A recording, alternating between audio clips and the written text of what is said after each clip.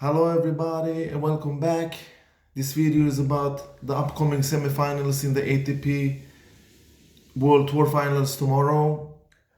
And before that, I'm gonna go ahead and talk a little about the last match in the third round.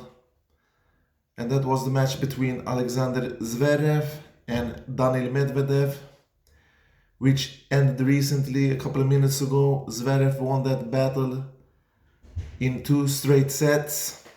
It was 6-4, 7-6 to Sasha Zverev. And with this victory, he sealed his place in the upcoming semifinal tomorrow against Dominic Thiem. Daniil Medvedev has done enough here in London. His all three matches ended with loss. He was the second favorite in this group before the tournament started, together with Rafael Nadal. None of them are gonna play tomorrow. Rafael's only chance after his victory today against Tsitsipas was that Medvedev have to help him. He had to win against Sasha Zverev, and he couldn't do that. Zverev has played okay tennis here in London this week, but not as good as he's done in the American swing and the Asian swing, where he was almost unstoppable. After reaching six straight finals, he finally lost in Shanghai after an okay tournament, but it's like that. Sooner or later, your tank will get empty, and in London here, Medvedev could have won the match against Nadal, but in the two other losses, he was the worst player of those two. Because today's match against Sasha Zverev was not a superb match from both of them, actually. The only thing that we can take from this match is that Sasha served tremendously good and won 88% of his first serves in, and Medvedev won 78 of his first serves in. So that's good stats by any means.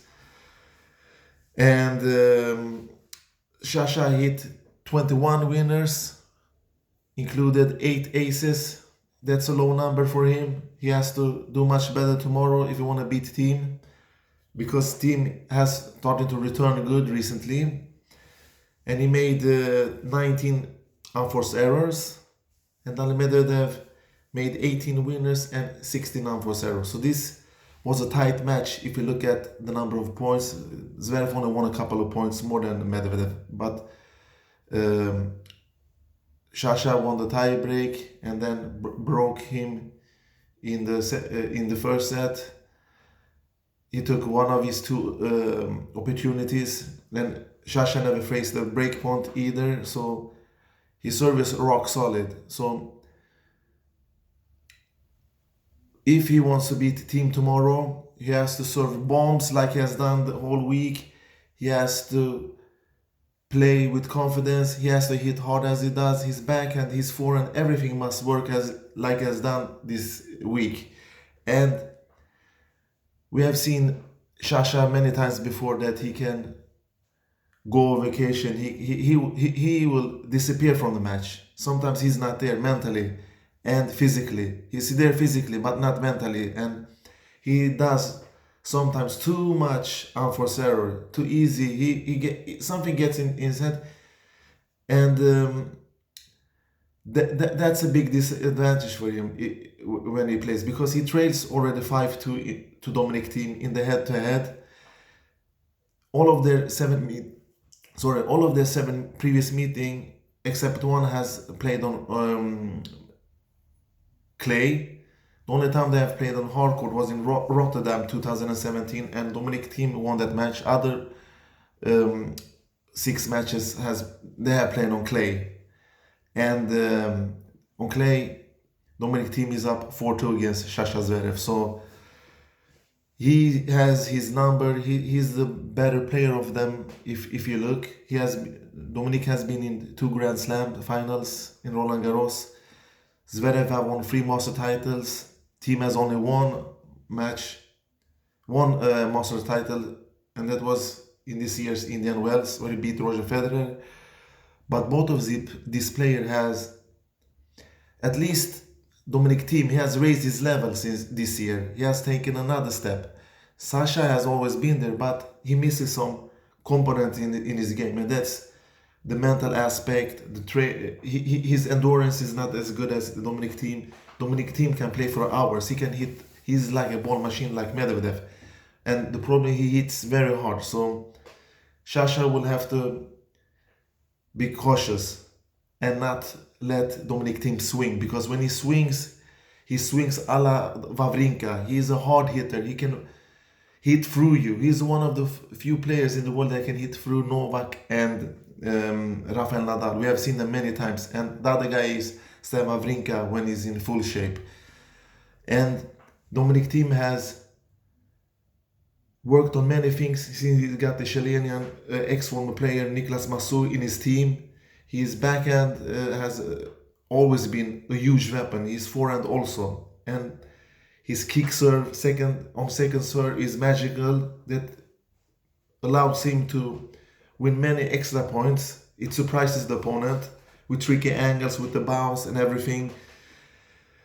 Two main things that he has improved with his new coach is, one, his returns.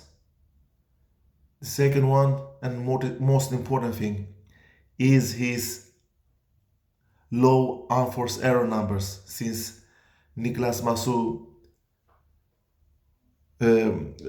became his coach. Because we know that Dominic, the Terminator, the Dominator, he hits hard. He hits with such power.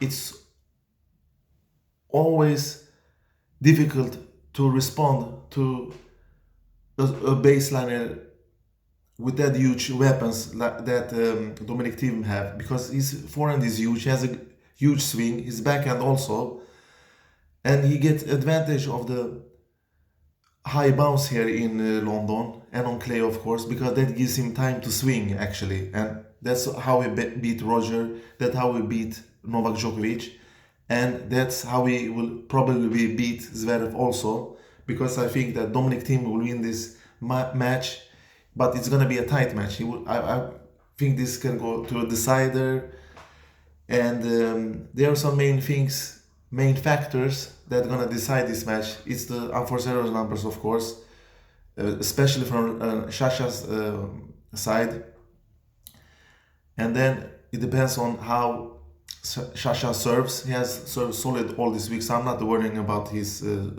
first serve or second serve. He's gonna win at least 80% of in his first serve. If he does that, he will take at least this one or two of these sets to tie break, and that's just leave it to the guy who's most mentally tough to win because it's sometimes it's coincidence, sometimes it's luck, sometimes it's the brave one gets more rewarded in tennis. It's like that. If you take the first step, if you strike first, if you execute first, you will have a chance to win the point, but also you're the one who's taking risks. And Sasha is taking more risk in his game than Dominic Thiem, because Thiem can battle from the baseline. He's not afraid of dueling. He's not afraid of hitting winners. He's not afraid of going to confrontation on the baseline. He can mix up his game also. We saw a couple of times against Novak that he served them volley also. And if he used that attacking with variation, baseline game, serve and volley, he will disturb Zverev. He will get into his head. I know that, because Zverev's chances is to serve bombs like he did against Nadal. Hit his huge backhand with such depth and length that he moves Dominic Thiem around the court and then doesn't give him time to swing his huge ground strokes like backhand and forehand. That's his chance. And of course, to be there the whole match and not go away. If he does that, he can actually win. But this is a tight match. My prediction is that Dominic Thiem, this prediction is based on what I have seen this tournament, and I'm most impressed with Dominic Thiem so far. After Roger's superb performance yesterday against Novak Djokovic, Dominic Thiem is the guy that had impressed me most after that. So Dominic Thiem will probably play the final on Sunday, and who will we meet there? Is the battle between Federer and the lighter version. I'm not gonna say that he's light because he's a full-grown man. He has all the weapons that Federer has. Actually, his backhand is better than Federer's backhand in that age and in that stage of his career. So this young Greek who has taken the tennis world by storm. I actually saw his last year when he won his maiden tournament, ATP 250 class tournament in Stockholm. I was super impressed with him. I have heard of him before, of course. He has done some good results. He's an upcoming star.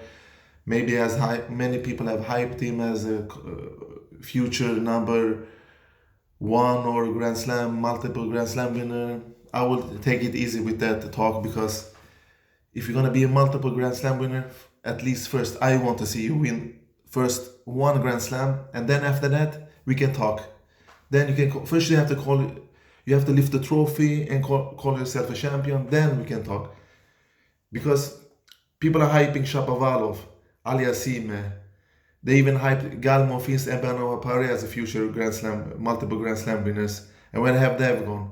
We have seen next-gen players, we have seen ex-next-gen players, we have seen guys like Nishikori, but he was never hyped. But you know the players I'm talking about. Those who were expected to dethrone these big three guys, but have not done that and failed big times. So if you want to be a Grand Slam winner, multiple, win one first, talk later. And of course, Nick Kyrgios is another example, a terrible example actually. But I like his gaming style. He's a watchable guy. But anyway, Tsitsipas, he has all the tools. Just look at Federer. Picture Federer's game style, but a little less aggressive. Federer is ultra aggressive. Stefanos is aggressive with good shot selection. He has a huge forehand, has a good backhand, which I think is his weakest weapon. He's not afraid of going to battles. He can battle from the baseline. He has a huge determination. He is not